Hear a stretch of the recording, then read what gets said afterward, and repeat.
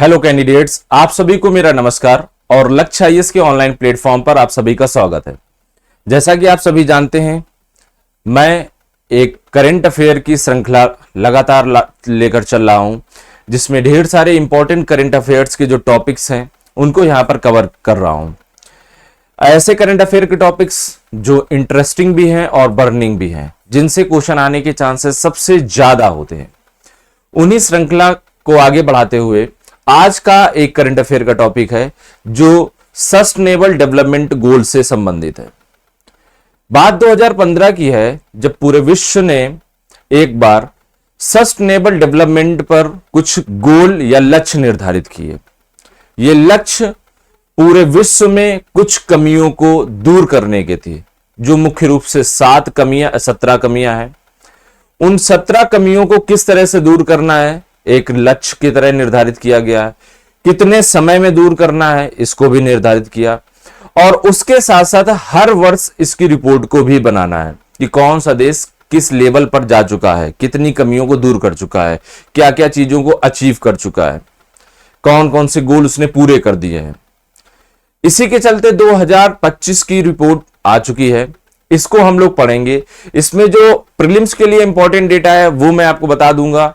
Report में भारत का स्थान क्या है, कितने स्कोर आए हैं, पड़ोसी देशों का क्या है, उसमें कितने स्कोर आए हैं, पहले स्थान कितना था, 2 से 3 वर्षों में कितना था, किन किन क्षेत्रों में भारत ने प्रोग्रेस की, किसमें नहीं की, वैश्विक स्तर पर क्या कंडीशन है, अच्छा है तो क्यों है, बुरा है तो क्यों है। ये सारी की सारी दिशाएं एक साथ हम लोग लेकर चलेंगे।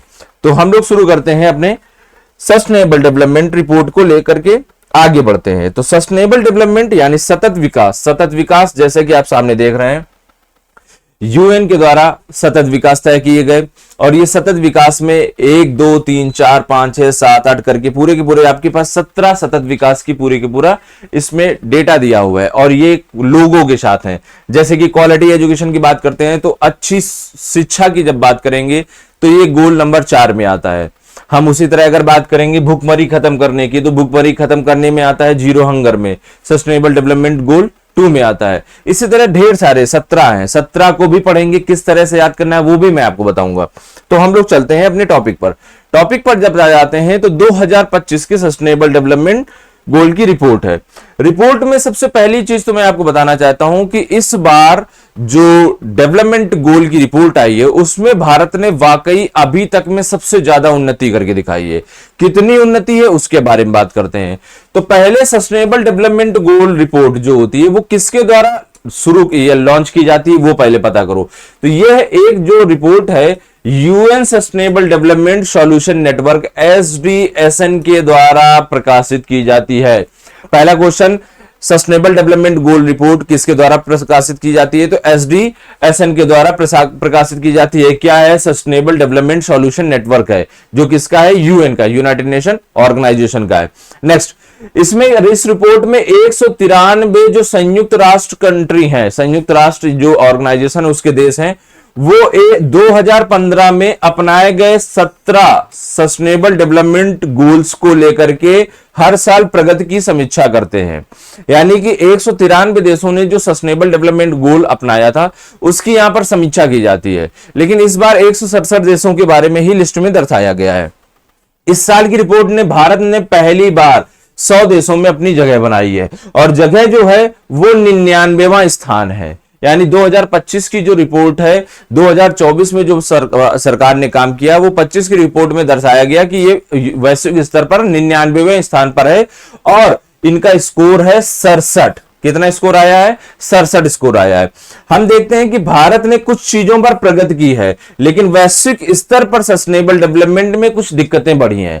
दिक्कतें इसलिए बढ़ी हैं कि लगातार अस्थिरता यूरोपियन कंट्रीज में है, गल्फ कंट्रीज में अस्थिरता है, युद्ध हो रहे हैं जिसके कारण ढेर सारे लोग पलायन कर रहे हैं। युद्ध के कारण कई लोगों को जो चीजें जरूरी होती हैं वो नहीं मिल पा रही हैं। इनके कारण लगातार दिक्कतें आ रही हैं। तो सस्टेनेबल डेवलपमेंट कहीं ना कहीं से पिछले वर्षों की अपेक्षा थोड़ी सी रिपोर्ट वैश्विक स्तर की गड़बड़ाई है। लेकिन भारत की उपलब्धि के बारे में बात करें तो 2025 में 167 देशों में 99वां स्थान हासिल कर लिया है, और स्कोर तो मैंने आपको बता ही दिया 167वां है। अगर हम पिछले कुछ वर्षों की रिपोर्ट को देखें तो बहुत कुछ आपको क्लियर हो जाएगा, और इस तरह आरओ में आ जाता है कि 2025 में, 24 में, 23 में, 22 में कौन सा स्थान था, मैच द फॉलोइंग टाइप में, इस तरह की वो क्वेश्चन आरओ बना सकता है या पुराने रिपोर्ट को पूछ सकता है। तो इसमें आपको ध्यान रखना है 2024 में 109वें पायदान पर भारत था। उसी तरह अगर हम आगे बढ़ते हैं और पीछे जाते हैं तो 2023 में 112वें पायदान पर था, 2022 में 121वें पायदान पर था और 2021 में 120वें पायदान पर था। तो 21 में 120वां, 22 में 121वां, 23 में 112वां आ गया, 24 में 109वां आया और 25 में 99वां आ गया। यानी कि हम लगातार उन्नति कर रहे हैं। हमारी उन्नति धीमे धीमे कभी अप डाउन होती भी है, जैसे कि हमारा 22 और 21 का देख लेते हैं, लेकिन फिर भी हम उन्नति की ओर लगातार बढ़ रहे हैं, ऐसा यहां से प्रतीत होता है। अगर हम क्षेत्रीय तुलनात्मक करें तो कुछ देश ऐसे हैं जो अभी भी भारत से आगे हैं या फिर भारत अपने पड़ोसी देशों से पीछे है। जैसे कि हम बात कर लेते हैं मालदीव, तो मालदीव 53वें स्थान पर है, भूटान 74वें स्थान पर है, नेपाल 50वें स्थान पर है और श्रीलंका 93वें स्थान पर है। हम चीन की बात करेंगे तो चीन भी 49वें स्थान पर भी है। हालांकि कुछ देश ऐसे हैं जो सस्टेनेबल डेवलपमेंट गोल की रिपोर्ट में भारत से पीछे भी हैं। वो क्षेत्रीय देश कौन से हैं? बांग्लादेश 114वां स्थान है, उसके साथ साथ पाकिस्तान का 140वां स्थान है। तो ये क्षेत्र ऐसे हैं, ये देश ऐसे हैं जो भारत से पीछे भी हैं और कुछ देश आगे भी हैं। अगर हम अमेरिका की बात करते हैं तो अमेरिका 44वें स्थान पर है, जिसका कुल स्कोर आया है 75.2 अंक। इतना पूरा का पूरा स्कोर है। अगर भारत के प्रगति के क्षेत्र देखें तो प्रगति कौन कौन से ऐसे क्षेत्र हैं जहां पर प्रगति की है, जिसके कारण रिपोर्ट में सुधार आया है।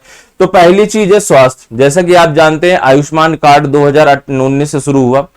जो बीमा मिलता है वो कहीं ना कहीं से वैश्विक स्तर पर बहुत बड़ा प्रभाव डालता है। शिक्षा पर लगातार सुधार, जब से 2020 से न्यू एजुकेशन पॉलिसी आई है तो कुछ सुधार किए गए हैं।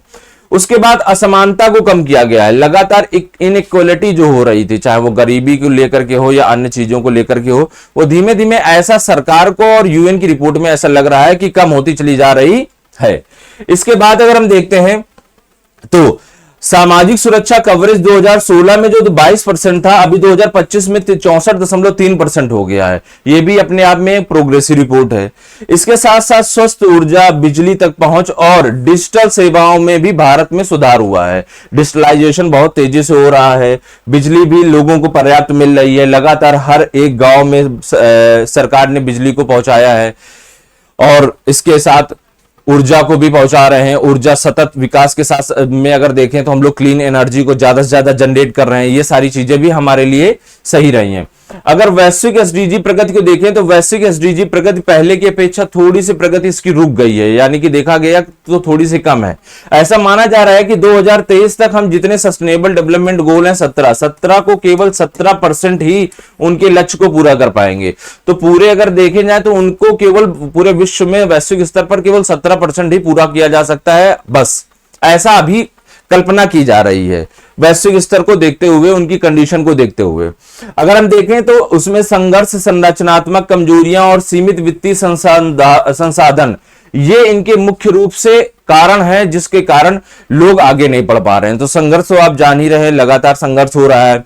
अगर हम देखते हैं संरचनात्मक कमजोरियां, वो भी सरकारें ध्यान नहीं दे रही हैं। और वित्तीय संसाधन, सरकारों के पास जो ध्यान देना भी चाहते हैं उनके पास इतने संसाधन नहीं जिसके माध्यम से वो आसानी से अपने गोल को पूरा कर सके। तो ये सारी चीजें इसमें बड़ी मद्देनजर रख रही हैं।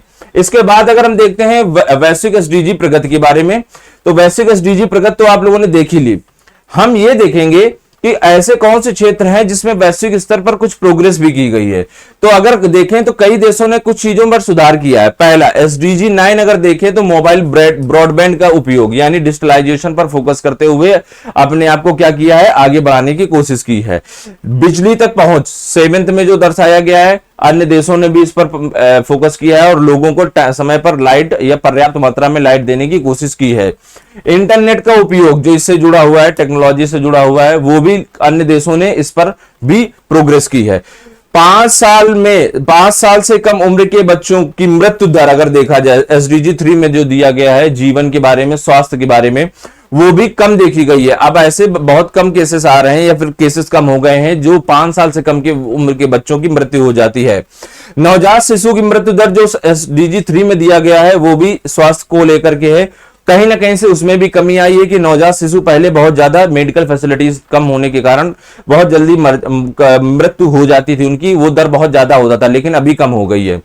अगर हम देखें कि कुछ 2015 से कुछ ऐसे क्षेत्र हैं जहां पर लगातार चीजें डाउन होती चली जा रही हैं, जिसमें अगर हम बोलते हैं SDG 16, जिसमें SDG 16 में दर्शाया गया है, मुख्य रूप से प्रेस को भी दर्शाया गया और अन्य चीजें भी हैं, लेकिन प्रेस की स्वतंत्रता को लगातार देखा जा रहा है हर एक देश में नीचे गिरते चली जा रही है। टिकाऊ नाइट्रोजन प्रबंधन, हम जब एग्रीकल्चर की बात करते हैं, एग्रीकल्चर के साथ साथ हम भोजन की बात करते हैं वहीं पर, तो भोजन, अच्छा भोजन मिलना चाहिए। तो अच्छे भोजन में हम लोग ऐसा यूरिया प्रयोग कर रहे हैं जो केमिकल है, तो केमिकल यूरिया कहीं ना कहीं से हमारे लिए खतरनाक है। तो वो जो नाइट्रोजन हम लोगों को चाहिए था उस तरह का नाइट्रोजन पौधों को नहीं मिल रहा है, ना हम लोगों को मिल पा रहा है। जैव विविधता में हानि, अगर हम देखते हैं तो जैव विविधता कहीं ना कहीं से बायोडाइवर्सिटी लगातार कमजोर होती चली जा रही है, लगातार मनुष्य उस पर हस्तक्षेप कर रहे हैं। भ्रष्टाचार धारण सूचकांक अगर देखते हैं तो करप्शन परसेप्शन इंडेक्स भी लगातार ऐसा दिखा रहा है कि शांति ना होकर के अन्य देशों में या वैश्विक स्तर पर भ्रष्टाचार को बढ़ावा दिया जा रहा है या फिर भ्रष्टाचार बढ़ रहा है। अगर हम वैश्विक चुनौतियों को देखते हैं तो वैश्विक चुनौतियों में सबसे पहले आ जाता है संघर्ष। लगातार आप देख रहे हैं कई देश इस टाइम संघर्ष कर रहे हैं, जैसे कि यूक्रेन हो गया, गाजा हो गया, सूडान हो गया, और हाल में ही अभी ईरान को देखा आपने, पैलेस्टीनियन इशू देखा। ये सारे के सारे संघर्ष कर रहे हैं, जिसमें लगभग 120 मिलियन लोगों ने यहां से क्या किया है, विस्थापन किया है। तो जब विस्थापन होता है तो कई प्रकार की जो चीजें होती हैं उनको नहीं मिल पाती हैं, तो कहीं ना कहीं से जब नहीं मिल पा रही तो सस्टेनेबल डेवलपमेंट गोल को नीचे डाउन करेंगे या फिर गिराएंगे कि नहीं गिराएंगे। तो जिसमें हम देखते हैं सस्टेनेबल डेवलपमेंट 16 में यह दर्शाया गया है कि शांति, न्याय और मजबूत संस्थान बनाने चाहिए या लोगों को मिलने चाहिए। ये सारी की सारी चीजें क्या हो रही हैं, प्रभावित हो रही हैं। तो SDG 16 इस तरह से प्रभावित हो रहा है। वित्तीय असमानता अगर देखते हैं तो वैश्विक स्तर प्रणाली में धनी देश लगातार अपने आप को लाभ पहुंचा रहे हैं, जबकि ऐसे देश जो लगातार अभी विकासशील हैं, यानी कि इमर्जिंग डेवलपिंग कंट्रीज है, वो लगातार अपने आप में प्रोग्रेस तो कर रहे हैं, लेकिन उस तरह की प्रोग्रेस नहीं कर पा रहे हैं जितनी उनको प्रोग्रेस करनी चाहिए थी, यानी कि जितना उनको विकास करना चाहिए। जलवायु संकट की अगर बात करते हैं तो जलवायु संकट में भी बहुत बड़ी अपने पास प्रॉब्लम है, वैश्विक प्रॉब्लम है, जिसमें हम जैव विविधता लगातार खो रहे हैं, वनों की कटाई भी कर रहे हैं जो SDG 14 में दिया गया है। जल स्वच्छ नहीं हो पा रहा है, जो स्थलीय जीवन है वो भी कहीं ना कहीं से दिक्कत में आ रहा है। और IPCC की रिपोर्ट में ये बताया भी गया था कि पहले की 2 डिग्री सेल्सियस अगर तापमान बढ़ता है तो लगभग 99% मूंगे की चट्टानें या कोरल लीफ होती हैं वो समुद्र की नष्ट हो जाएंगी, क्योंकि ओशनिक वाटर भी उसका टेम्परेचर बढ़ेगा और वो बढ़ेगा तो नष्ट होगा। संस्थानगत जो कमियां हैं, जो सरकार की तरफ से कुछ जो सपोर्ट मिलना चाहिए था वो भी कई देशों में कमजोर होता चला जा रहा है, जो शासन है वो कमजोर हो रहा है, और इसकी वजह से सस्टेनेबल डेवलपमेंट गोल की जो रिपोर्ट है 2025 की जो आई है वैश्विक स्तर पर थोड़ी सी सोचने वाली है या फिर संशयमय है। अगर हम सस्टेनेबल डेवलपमेंट गोल को देखते हैं तो कुल 17 गोल है जो हर एक देश को पूरा करना है। कौन कितना अचीव कर पा रहा है ये इस रिपोर्ट में दर्शाया जाता है। तो हम लोग क्या करते हैं, कई बार प्रीलिम्स से पूछा जाता है गोल नंबर 9 कौन सा है, गोल नंबर 11 कौन सा है, 2 कौन सा है, 3 कौन सा है, 4 कौन सा है, मैच द फॉलोइंग में दे देते हैं।